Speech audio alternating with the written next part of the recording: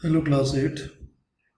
मैं रोहित। हम लोग डिस्कस कर रहे थे last time chapter number 3 effects of British rule history से। तो हम लोगों ने पेज नंबर 10, 11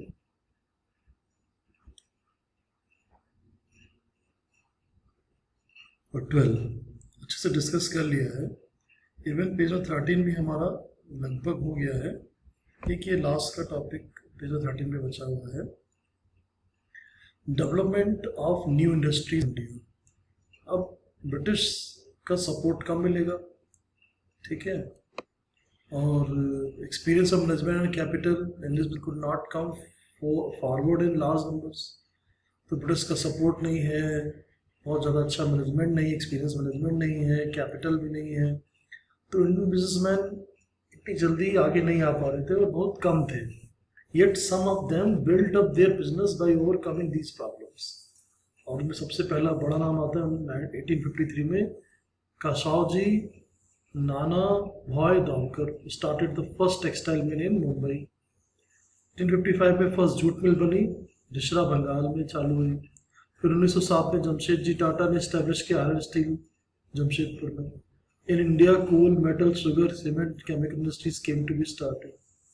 तो सबसे पहले स्टार्ट किया काशाओ जी नानो भाई दावरकर ने, फिर जी टाटा ने, और भी कई सारे बिजनेसमैन। धीरे धीरे करके इन सारी कठिनाइयों के बावजूद कि ब्रिटिश गवर्नमेंट का कोई सपोर्ट नहीं है, कोई एक्सपीरियंस मैनेजमेंट नहीं है, कैपिटल बहुत ज़्यादा नहीं है, और छोटे लेवल से स्टार्ट करते करते इन्होंने बड़ी बड़ी इंडस्ट्री खड़ी कर दी।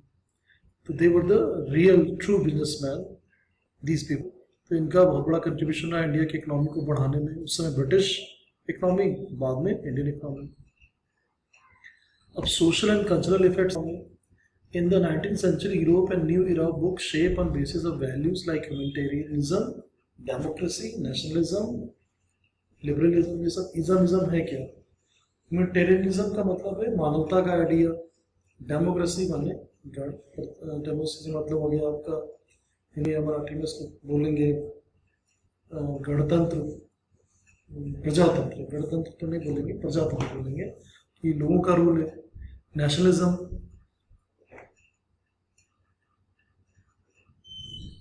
देशभक्ति की भावना। लिबरलिज्म, आजादी। This change in the west led to the obvious repercussions on India. For carrying out administration, the British had to understand the Indian society. For this purpose, they started studying the tradition, history, literature as well as music, flora of India. अब 1784 में sir William Jones ने, अंग्रेजी के officer थे, English officer थे, उन्होंने Asiatic society of Bengal चालू की कोलकाता में। मैक्स मुलर एक जर्मन थिंकर थे, तो उन्होंने अपना काफ़ी काम किया इंडियन रिलीजन के ऊपर, लैंग्वेज और हिस्ट्री के ऊपर।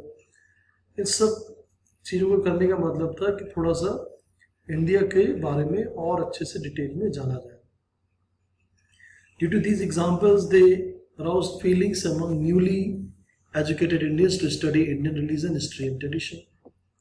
The British introduced many laws in India. In 1889, Lord William Bentinck passed the Sati Prohibition Act.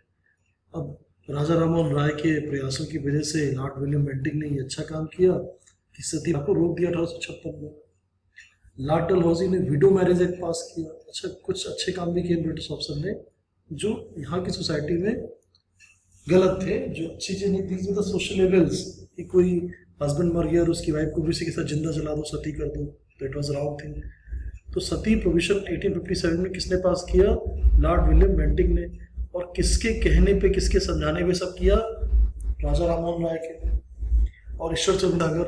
ये सब लोग उस समय एक तरह से वुमेन एम्पावरमेंट को बढ़ावा दे रहे थे और महिलाओं के अधिकार की बात कर रहे थे। इसी तरह से लॉर्ड डलहौजी ने विडो री मैरिज का एक्ट पास किया। पहले विडोज को अलाउ नहीं था मैरिज, अभी हो गया। लेकिन समाज की सोच बदलने में समय लगता है, किसी कानून से कुछ नहीं होता। मेरा मानना है जब तक समाज की सोच नहीं बदलेगी तब तक ये सती प्रथा, दहेज प्रथा या फिर ये विधवा विवाह, ये सब चीज़ों को एक्सेप्टेंस नहीं मिलता। अभी तो टाइम चेंज हुआ है, लेकिन अभी भी 100% एक्सेप्टेंस नहीं है हमारी कंट्री में। 20-30% लोग ही मतलब नई चीज़ों को एक्सेप्ट करते हैं कि चलो यार विधवा शादी कर सकती है, सती प्रथा तो सब खैर सभी लोग मान गए हैं, अभी दहेज वाला बहुत कम ही लोग मानते हैं। तो अभी भी बहुत सारे सोशल लेवल्स हैं जिनको देश में जब तक लोगों की थिंकिंग चेंज नहीं होगी तब तक वो चेंज नहीं होगा। तो सोसाइटी और कल्चरल को समझने के लिए, सोसाइटी और कल्चरल जो हमारा प्राइड है, जो कल्चरल हमारा एक हेरिटेज है, तो ब्रिटिश लोगों ने भी काम किया। जैसे नाम मैंने बताया आपको कि सर विलियम जॉन्स, ये रहे sir William Jones, English officer थे, स्कॉलर, इन्होंने एशियाटिक सोसाइटी बनाई बंगाल में कि जितने भी ब्रिटिश ऑफिसर्स मतलब थोड़ा बहुत पढ़ना चाहते हैं, फारसी, अरबी, संस्कृत, है ना, ये सब भाषा सीख के, बंगाली, मराठी, और इंडियन जो पुराना नॉलेज है उसको गेन करो, उसके अंदर से कुछ अच्छी चीज़ें लो जो भी अच्छा है और उसको अपने में एब्जॉर्व। तो उन्होंने यहाँ से बहुत कुछ सीखा और कुछ हमें भी सिखाया।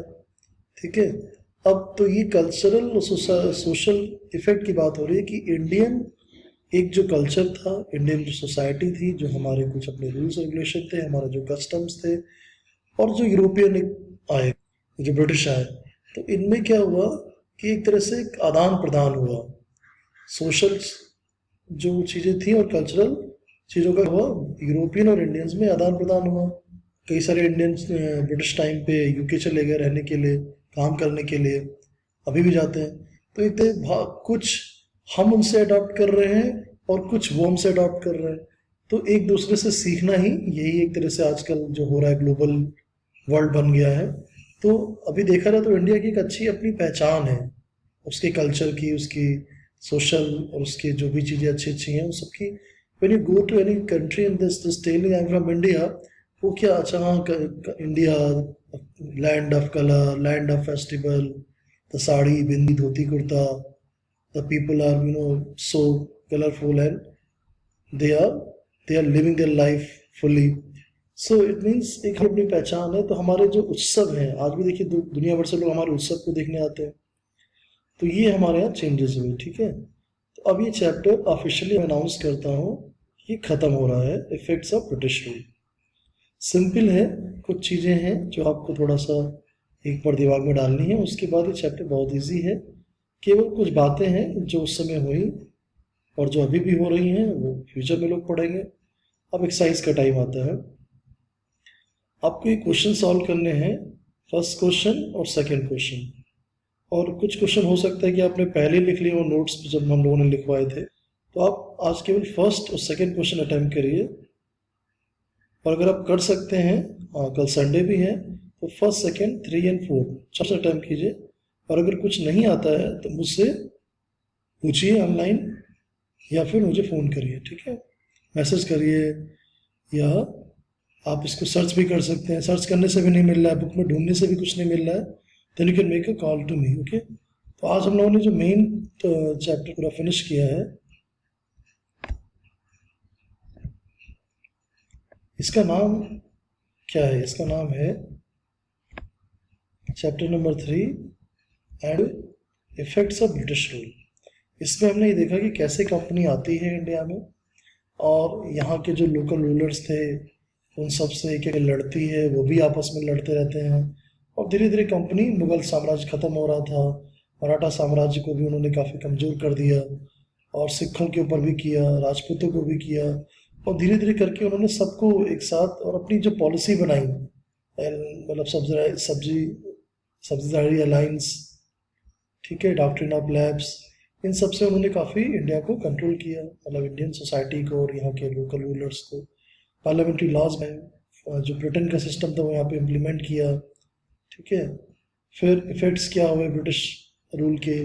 ड्यूल गवर्नमेंट हुई, सिविल सर्विसेज आई, मिलिट्री पुलिस फोर्स का सिस्टम पूरा चेंज हुआ, जुडिशियल सिस्टम बना, इक्वलिटी बिफोर लॉ एस्टेब्लिश की गई, लैंड रेवेन्यू पॉलिसी लाई गई, कॉन्सिक्वेंसेस भी हुए उसके, और इकोनॉमिक पॉलिसीज ऑफ ब्रिटिश उन्होंने कैसे किया, उसके कॉन्सिक्वेंसेस भी हुए कि अब ज़्यादा पैसा, ज़्यादा टैक्स ले रहे हो तो लोग नाराज़ होंगे। कम्युनाइजेशन किया गया एग्रीकल्चर का, और उसी टाइम पे फेमाइन भी आया, बहुत से लोग मारे गए। ट्रांसपोर्ट का भी और कम्युनिकेशन का भी डेवलपमेंट किया गया, और कुछ डेवलपमेंट हटिक हो गए, जैसे कुछ इंडियन बिजनेसमैन ने अपना बिजनेस स्टैब्लिश किया, लेकिन ट्रेडिशनल इंडस्ट्री खराब हो गई, मतलब ख़त्म होने लगी। सोशल और कल्चरल इफेक्ट्स चेंजेस हुए। तो ये इस तरह का पूरा चैप्टर हम लोगों ने आज फिनिश किया है और आपका काम है आज एक्सरसाइज के 1 2 3 4 क्वेश्चंस को सॉल्व करना, ठीक है। Okay, thank you so much.